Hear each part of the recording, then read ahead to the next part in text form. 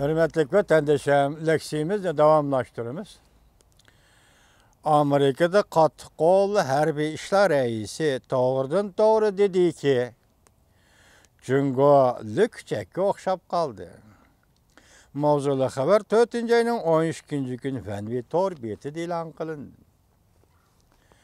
Amerika Qo'shma Shtatlar Davlat Majlisi Kengash palatasi harbiy ishlar komitetining raisi John McCain mundaq ko'rsatdi.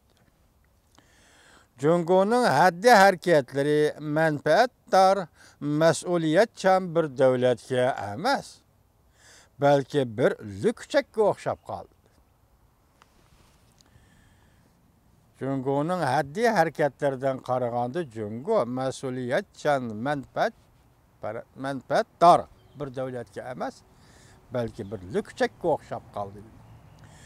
Reis John McCain Angliya pul muomala gazeti muxbirining ziyoratini qabul qilganda Amerika Janubi Jungo dengizi simvollik xarakterga ega harakatlar bilan cheklanib qolmasligi kerak deydigan mavzu ostida suhbat bayon qilib, Amerika Tinch okean pilotining qo'mondoni Admiral Harry Harris Kengash palatasi harbiy ishlar komitetining guvohlik berish yig'inida Jungoning strategik nishoni to'g'risida so'ralgan savolga javob berib, qisqacha aytganda, Jungo Sharqi Osiyoda zo'magar davlat bo'lishga izlanayotdi deb ko'rsatgan so'zini John McCain naql keltirdi.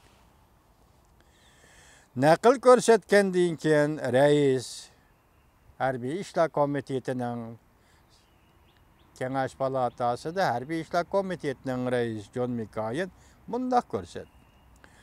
Jungo hozir Janubi dengizda ochiq oshkor harbiylashtiryapti.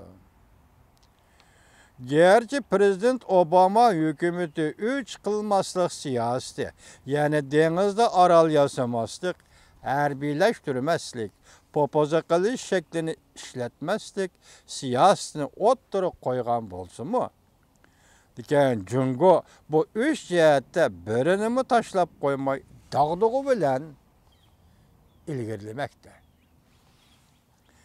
Prezident Obama hükümetinin xatardan bezor bo'lish harakati oxirgi hisobda siyosat jihatda Jungoning dengiz okeanda zo'magar bo'lishga izlanishini to'sib qololmadi. John McCain efendi nima deydi? Prezident Obamaning hamda ehtiyotchan bo'lish siyosati oxirgi hisobda Jungoning dengiz okeanda zo'magar bo'lishga izlanish harakatini to'sib qololmadi. O'xshashla Amerikaning bu rayondagi ittifoqdoshlari va sheriklarini qaymoqtirib alaqsada qilib o'tdi.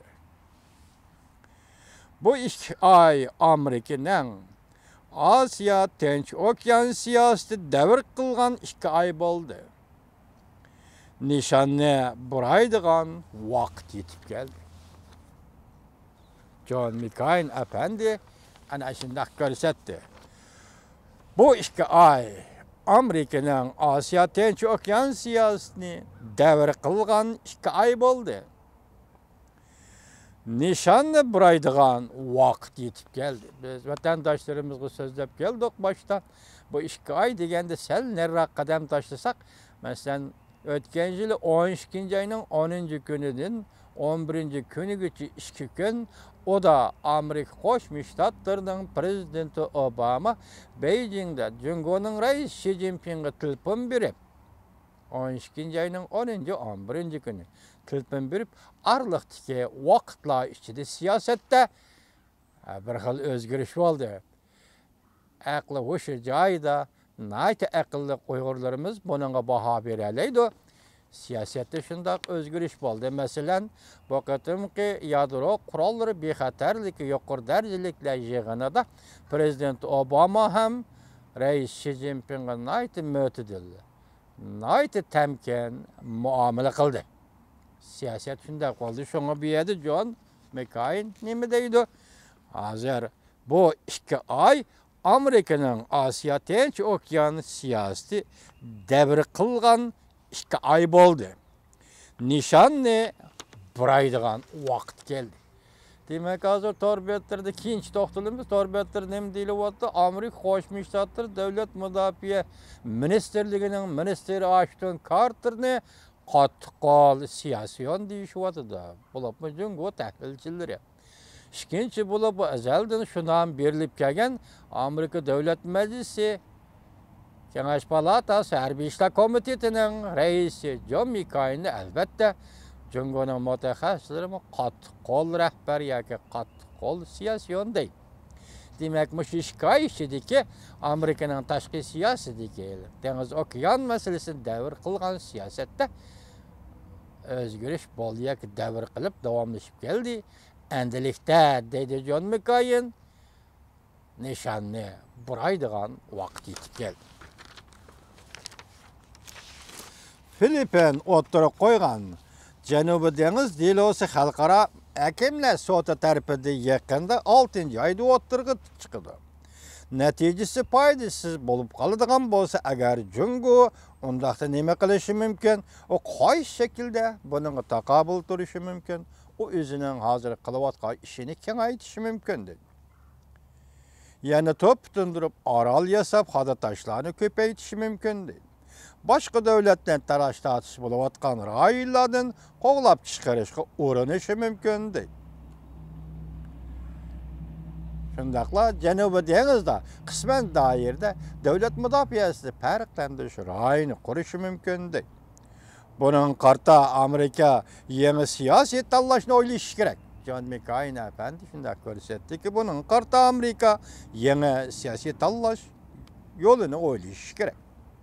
Filippin bilan hamkorlashib o'tkazgan mo'rga taraf harbiy manevrining belgilik harbiy manevrining bir qismi sifatida Amerika Pyongyang orolining atrofiga av amatkalar guruhini avatib chorlash elib berib Amerikaning kuchini ko'rsatish kerak.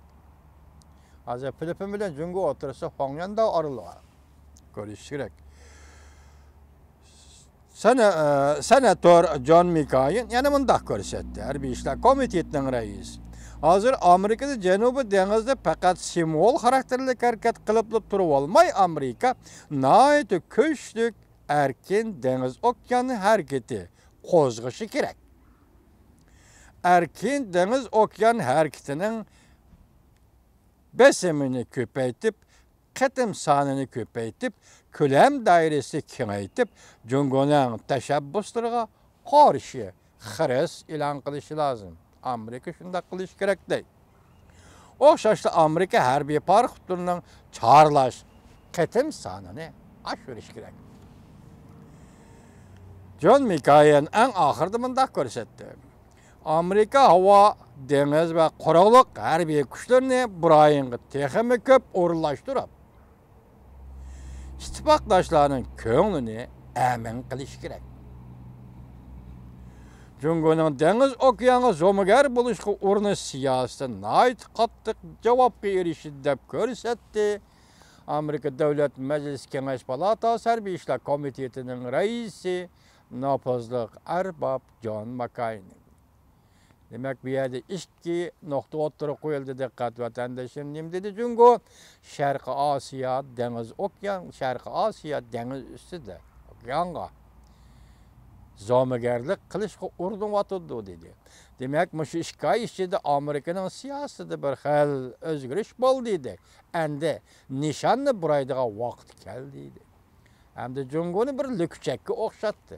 Endi diplomatiya siyosati bu siyosatlar ve keyingi munosabatlarga qanday ta'sir ko'rsatdi, onu keyingi vaqtlarda ko'ramiz, hurmatli vatandosh.